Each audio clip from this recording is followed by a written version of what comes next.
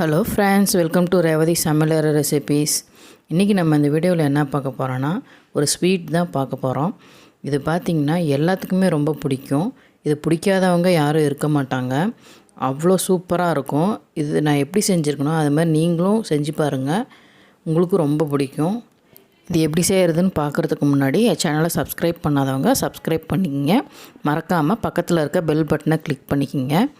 வாங்க இது எப்படி செய்கிறதுன்னு நம்ம பார்க்கலாம். இப்போ இந்த ஸ்வீட் செய்யறதுக்காக நான் பார்த்திங்கன்னா 1 கிலோ அளவு வெள்ளைப்பூசணி எடுத்திருக்கேன். அடுத்து நம்ம என்ன பண்ண போகிறோன்னா, இந்த தோல் பகுதியெல்லாம் சீவிட்டு நடுவில் இருக்கிற அந்த விதை பகுதியையும் நம்ம எடுத்துட்டு அந்த ஒயிட்டாக இருக்கிற பகுதியை மட்டும்தான் நம்ம யூஸ் பண்ண போகிறோம்.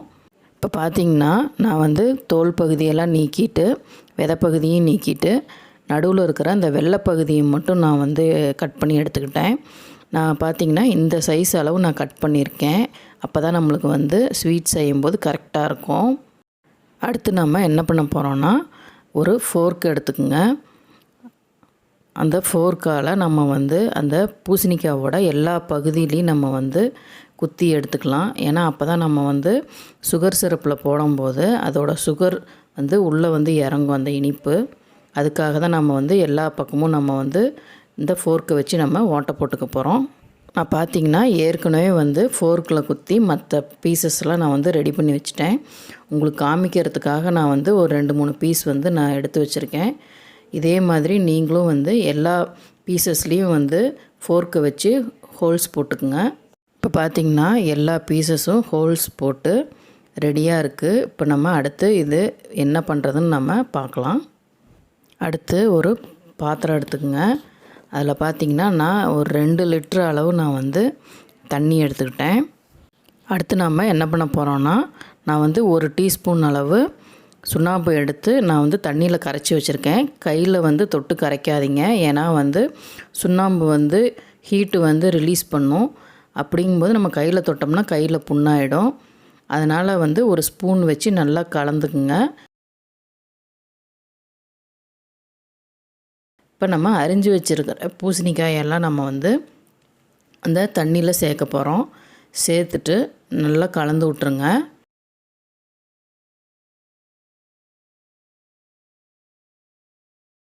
இப்போ பார்த்திங்கன்னா இந்த பூசணிக்காயை நம்ம ஒரு 15 மணி நேரம் நம்ம இந்த சுண்ணாம்பு தண்ணியிலே நம்ம ஊற வைக்க போகிறோம்.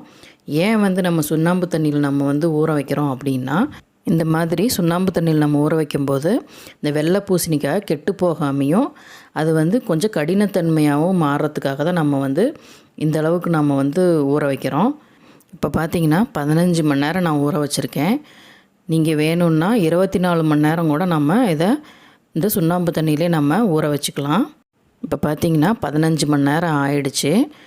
இப்போ பாருங்கள் எப்படி அந்த பூசணிக்காய் அந்த சுண்ணாம்பு தண்ணியில் நல்லா ஊறி இருக்குன்னு. அடுத்து நம்ம இதை அப்படியே செய்ய போகிறதில்ல. இப்போ இதை நம்ம வெளியே எடுத்துட்டு இதை நல்லா ஒரு 2-3 தடவை நல்லா தண்ணியில் அலசிட்டு நம்ம எடுத்துக்க போகிறோம். இப்போ பார்த்திங்கன்னா நான் நல்லா ஒரு 2-3 தடவை நல்லா அலசி எடுத்துக்கிட்டேன். இதே மாதிரி நீங்களும் நல்லா ஒரு 2-3 தடவை அலசி எடுத்துக்கங்க. அப்போ தான் அந்த சுண்ணாம்போட தன்மை அதில் இருக்காது. அடுத்து நம்ம என்ன பண்ண போகிறோன்னா, இந்த பூசணிக்காயை நம்ம வேக வைக்கிறதுக்காக அடுப்பில் கடாய் வச்சுருக்கேன். அதில் பார்த்திங்கன்னா நல்லா ஒரு லிட்டர் அளவு நம்ம தண்ணி ஊற்றிக்கலாம். இப்போ இந்த தண்ணி நல்லா சூடாகட்டும். பார்த்திங்கன்னா தண்ணி நல்லா சூடாயிருச்சு. அதில் நம்ம கழுவி வச்சுருக்கோம் இல்லையா வெள்ளை பூசணிக்காய், அதை நம்ம சேர்த்திக்கலாம். இப்போ பார்த்திங்கன்னா எல்லா பூசணிக்காயும் நம்ம சேர்த்திட்டோம். இந்த பூசணிக்காய் தண்ணி முழுகிற அளவுக்கு வச்சுக்கோங்க. அப்படி தண்ணி பத்தலினாலும் நீங்கள் மறுபடியும் கொஞ்சம் தண்ணி சேர்த்திக்கலாம். இப்போ இதை பார்த்திங்கன்னா நம்ம ஒரு 10 நிமிஷம் வேக வைக்க போகிறோம். அதுக்கு மேலே நீங்கள் வேக வச்சிடாதீங்க. இப்போ பார்த்திங்கன்னா தண்ணி நல்லா கொதித்து பூசணிக்காய் வேக ஆரம்பிச்சிருச்சு. இப்போ வேக ஆரம்பித்தது நம்ம ஒரு 10 to 12 நிமிஷம் கூட வச்சுக்கலாம். அதுக்கு மேலே வேக வச்சிடாதீங்க. இப்போ பார்த்திங்கன்னா பூசணிக்காய் நல்லா வெந்துருச்சு. இதை நம்ம எடுத்து தனியாக ஒரு பாத்திரத்தில் வச்சுக்க போகிறோம். இதை எடுத்தோடனே அப்படியே வச்சிடாதீங்க. மறுபடியும் பச்சை தண்ணியில் ஒரு அலசி வச்சுக்குங்க. அடுத்து பார்த்திங்கன்னா இந்த ஸ்வீட் செய்கிறதுக்காக நம்ம சுகர் சிரப் நம்ம ரெடி பண்ண போகிறோம். நான் இந்த கப்பால் நான் ஒரு 2.5 கப்பு அளவு நான் சர்க்கரை எடுத்திருக்கேன். அதை நம்ம இப்போ அடுப்பில் கடாய் வச்சுருக்கேன், அதில் சேர்த்திக்கலாம். சேர்த்திட்டு நீங்கள் எத்தனை கப்பு சர்க்கரை எடுத்தீங்களோ அதே அளவு வந்து நீங்கள் தண்ணி ஊற்றுங்க. அடுத்து சுகர் சேர்த்தி தண்ணி ஊற்றினோடனே கைவிடாமல் கிளறுங்க. ஏன்னா இல்லைன்னா வந்து சர்க்கரை வந்து அடியில் பிடிச்சிக்கும். இப்போ பார்த்திங்கன்னா சர்க்கரை நல்லா கரைஞ்சி கொதிக்க ஆரம்பிச்சிருச்சு. இப்போ சுகர் சிரப் கொதிக்க ஆரம்பிச்சோடனே நம்ம வேக வச்சுருந்தோம் இல்லையா பூசணிக்காய், அதை வந்து நம்ம அதில் சேர்த்திக்க போகிறோம். சுகர் சிரப்பில் சேர்த்துனோடனே எல்லா பூசணிக்காயும் நல்லா கலந்து விட்ருங்க. நல்லா அந்த சுகர் சிரப்பில் வந்து முழுகு இருக்க அளவுக்கு வந்து நம்ம அதை அமுத்தி விட்டுக்கலாம். அடுத்து நம்ம அதிலே கொஞ்சம் ஏலக்காய் வந்து நம்ம தட்டி போட்டுக்கலாம். ஒரு ஃப்ளேவருக்காக நம்ம அதை சேர்த்திக்க போகிறோம். ஏலக்காயை சேர்த்திட்டு நல்லா கலந்து விட்ருங்க. அடுத்து இந்த பூசணிக்காய் பார்த்திங்கன்னா நல்லா சுகர் சிரப்பில் வெந்து ஒரு கம்பி பதம் வர வரைக்கும் நம்ம வந்து இதை வேக வச்சுக்க போகிறோம். இப்போ நம்ம ஒரு கம்பி பதம் வந்துருச்சான்னு செக் பண்ணலாம். இப்போ பார்த்திங்கன்னா சுகர் சிரப்பை கையில் எடுத்து நம்ம பார்த்தோம்னா இந்த மாதிரி ஒரு கம்பி மாதிரி வரும். அப்போ அது வந்து ஒரு கம்பி பதம் அளவுக்கு அந்த சுகர் சிரப்பு வந்துருச்சுன்னு நம்ம தெரிஞ்சுக்கலாம். இப்போ இந்த ஸ்டேஜில் வந்து நம்ம அடுப்பை வந்து நம்ம ஆஃப் பண்ண போகிறோம். இப்போ பார்த்திங்கன்னா அடுப்பை ஆஃப் பண்ணதுக்கப்புறம் நம்ம இதை வந்து மூடி வச்சு ஒரு மணி நேரம் அல்லது 2 மணி நேரம் வரைக்கும் கூட நம்ம இந்த பூசணிக்காயை இந்த சுகர் சிரப்லேயே வந்து நல்லா நம்ம ஊற வச்சுக்க போகிறோம். இப்போ பார்த்திங்கன்னா நம்ம மூடி இதை வந்து ஒரு 2 மணி நேரம் நம்ம ஊற வச்சு அடுத்து என்ன பண்ணுறதுன்னு பார்க்கலாம். இப்போ பார்த்திங்கன்னா பூசணிக்காய் நல்லா 2 மணி நேரம் வந்து இந்த சுகர் சிரப்லேயே ஊறி இருக்குது. பாருங்கள், சுகர் சிரப் வந்து நல்லா இழுத்து சூப்பராக ஊறி இருக்குது.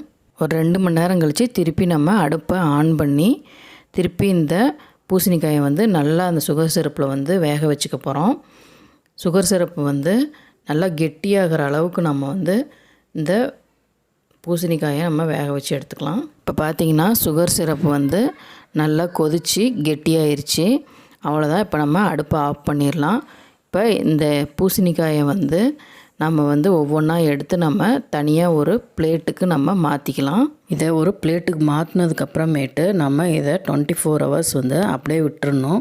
அப்போ தான் இந்த ஸ்வீட் வந்து ரெடி ஆகும். இந்த ஸ்வீட் பார்த்திங்கன்னா குழந்தைங்கள்லேருந்து பெரியவங்க வரைக்கும் எல்லாத்துக்குமே ரொம்ப பிடிக்கும். இது மாதிரி நீங்களும் உங்கள் வீட்டில் ட்ரை பண்ணி பாருங்கள்.